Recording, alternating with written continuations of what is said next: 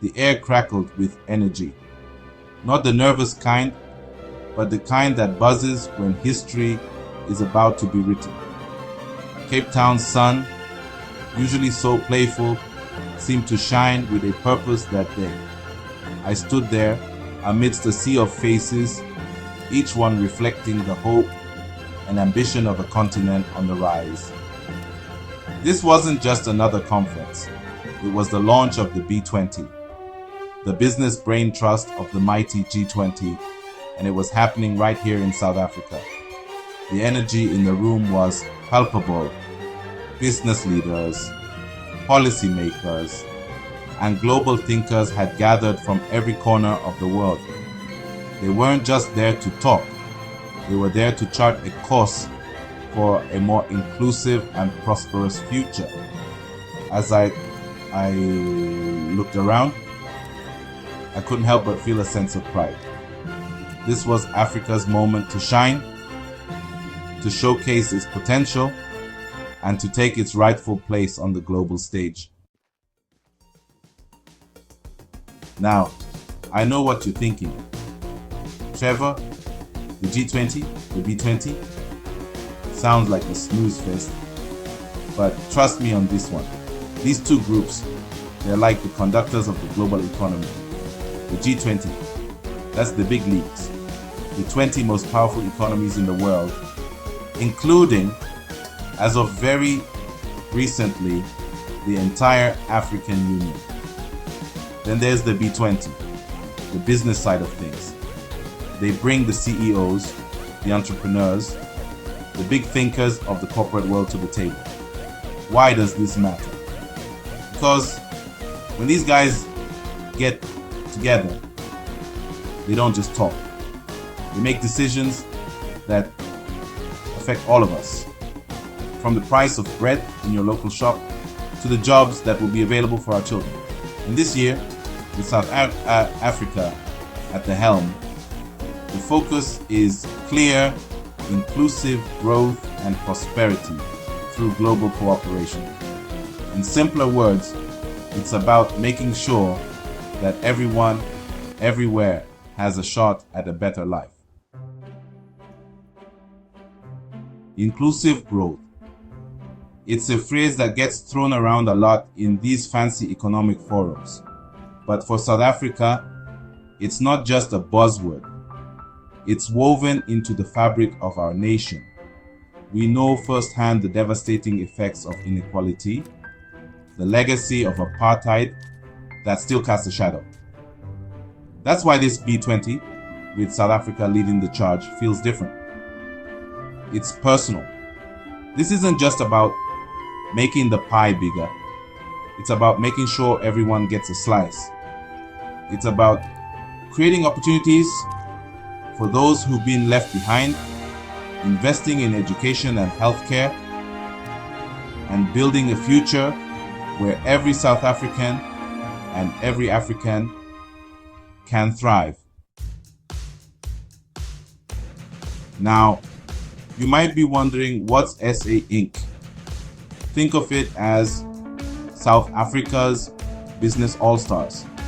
We're talking about the big hitters, the companies that are not just succeeding, but also leading the charge for a more inclusive and sustainable future. And let me tell you, they showed up in full force at the B20 launch. From mining giants to tech innovators, these businesses are proving that profit and purpose can go hand in hand. They understand that investing in their employees, their communities, and the environment is not just good ethics, it's good business.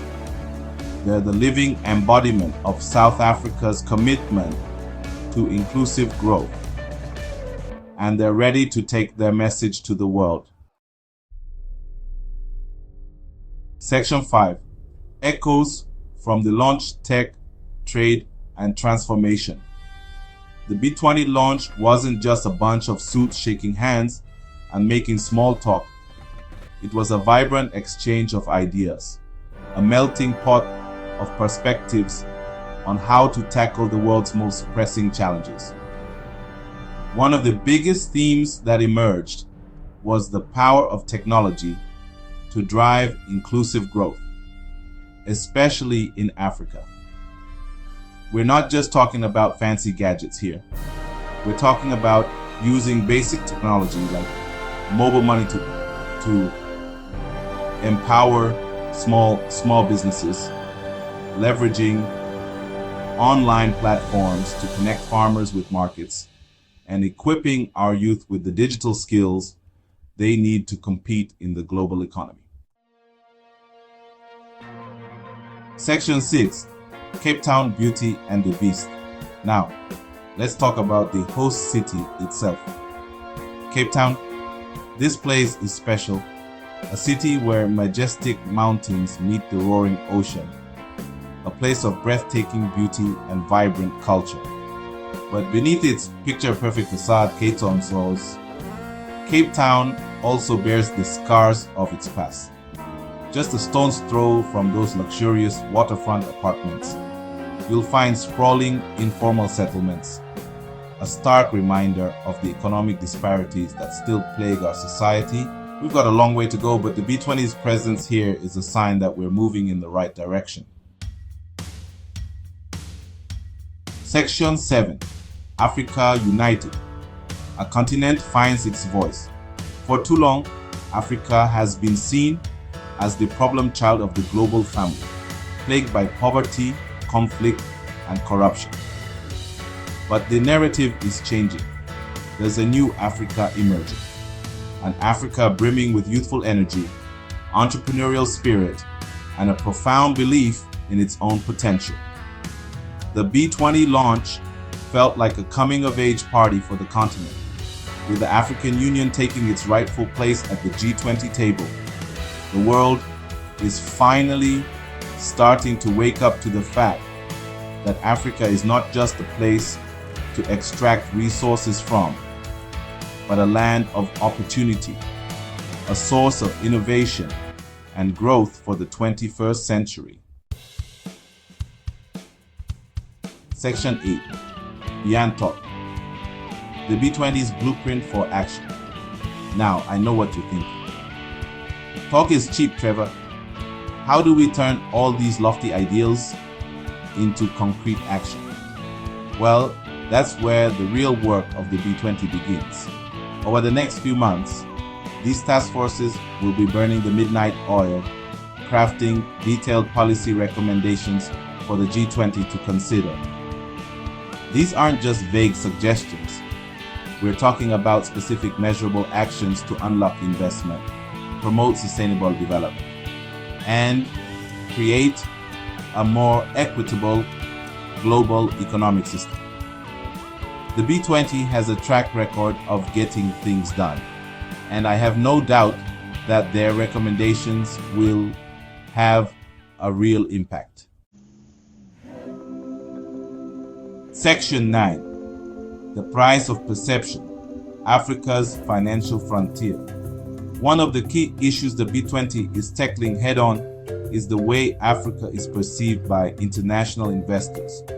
For too long, we've been painted with a broad brush, our risks exaggerated, our potential underestimated. This has real consequences, making it harder for African businesses to access the capital they need to grow and create jobs. The B20 is on a mission to change that perception. They're crunching the numbers, gathering the data, and making the case that investing in Africa is not just the right thing to do. It's the smart thing to do. Section 10, from Cape Town to Johannesburg, a continent's legacy. The B20 launch in Cape Town was just the beginning.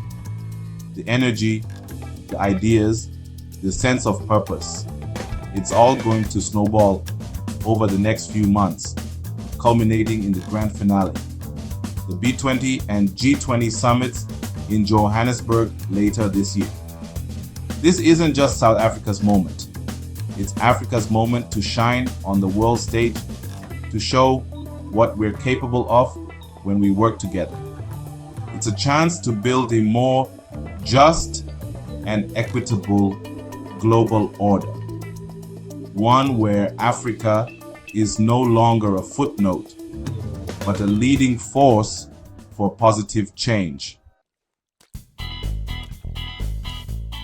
Section 11, The African Century, a Dawn of Promise. As I stood there watching the sun set over the Atlantic, casting a golden glow over Table Mountain, I couldn't shake the feeling that we were witnessing the dawn of a new era. The African century is no longer a distant dream. It's knocking on our door, and the world is starting to take notice. The B20 launch in Cape Town was more than just an event.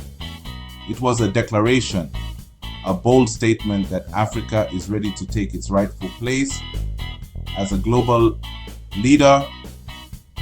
The journey ahead won't be easy, but with the spirit of Ubuntu, the belief in our shared humanity guiding our way, I have no doubt that the future for Africa and for the world is brighter than ever before.